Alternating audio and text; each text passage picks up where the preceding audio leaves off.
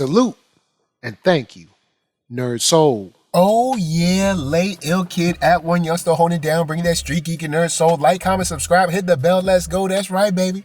Some of that Soul Taku, because we got the My Hero Academia, your next movie. Look, I just got out of the theater. Shouts out to AMC. You know what I'm saying? They carried it in the area. They got the sub and the dub. You know what I'm saying?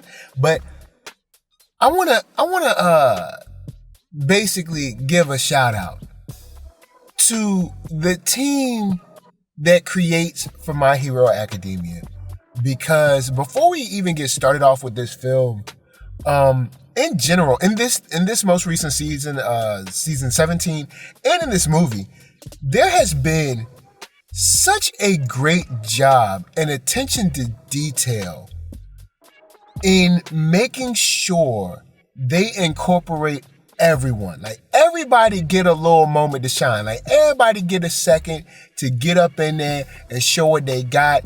Get a little moment where they get, all up in the TV screen.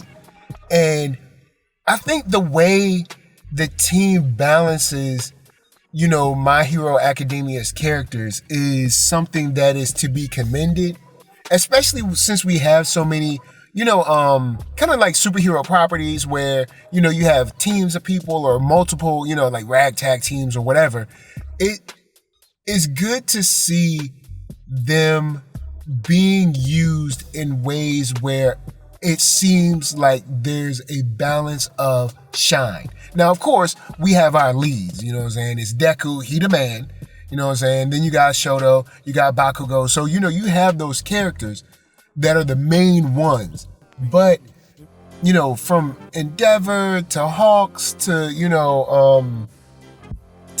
I don't know, even, I guess Froppy, any one of those characters, they all get a second to kind of showcase their skills, and they get highlighted in ways that make them look cool. And I enjoy that, man, for real. Like, I really do enjoy My Hero Academia as a whole for that.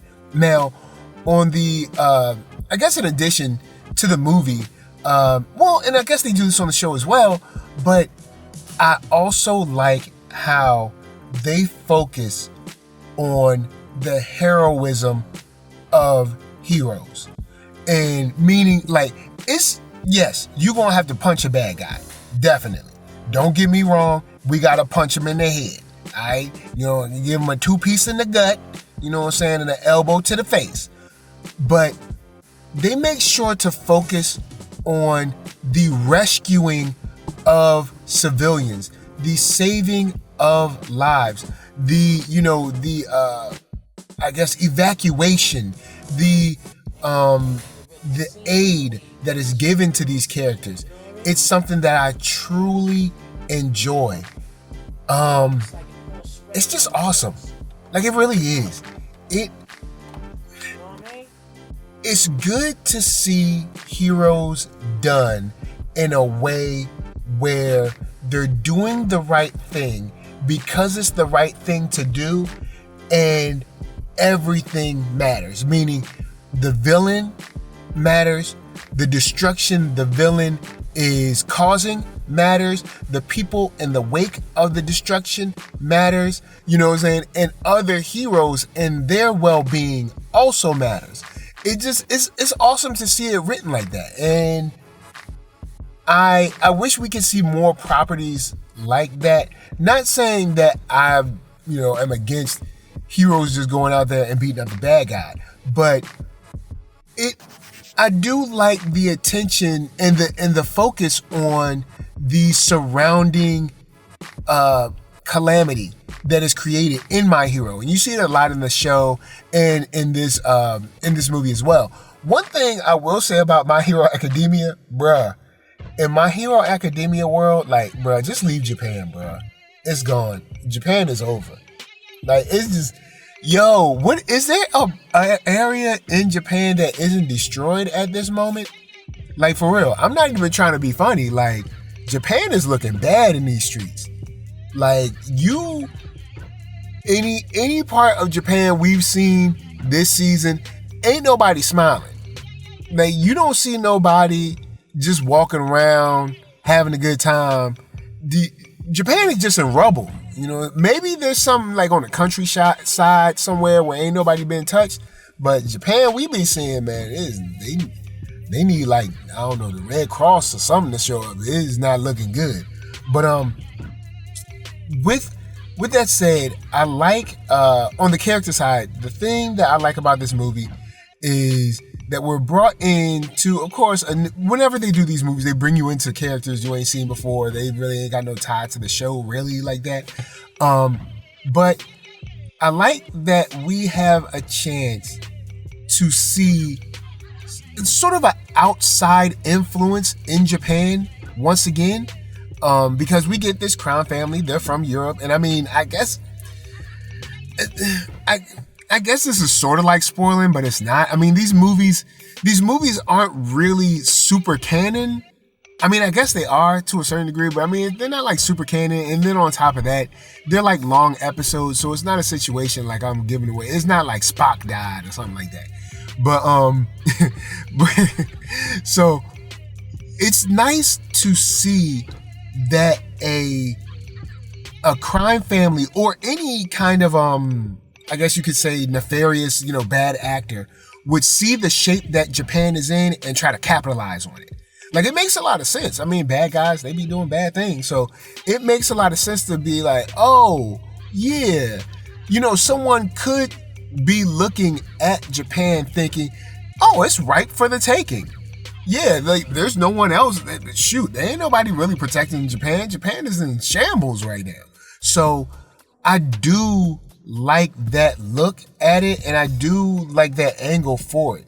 And then the way these characters are set up, it's clear to see that the creator, and I mean the creator is on record talking about the influences and the inspiration from things like Marvel Comics. But it's very easy to look at this and do a sort of comparison to Marvel Comics, and like a certain villain and his crew.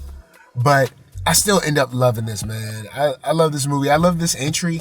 And like any of their films that they've dropped, I've been pretty, impressed with them. Just like the anime influences, the American influences, the style of animation, the fight scenes, the way they team up, the way they reason out problems, like Shoto and Bakugo, they reason out a problem against a villain that they have to deal with, or I guess a couple villains they got to deal with.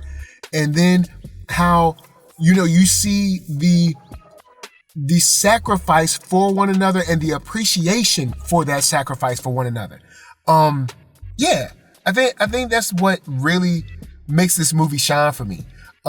Just so you know, there is a post-credit scene. It's super duper short, but it does exist.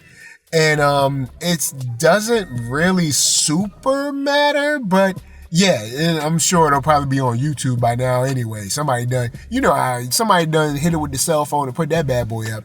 But do I enjoy this? Yes. Do I think you should peep it? Yes. I would have got a chance to see Dragon Ball this weekend too, but unfortunately in the area, there was only like one showtime all weekend. Like, there was only one showtime on Thursday, Friday, and Saturday, and then nothing on Sunday. So unfortunately, a brother ain't get a chance to see that. But I did see the first episode. But back to My Hero, I dig it.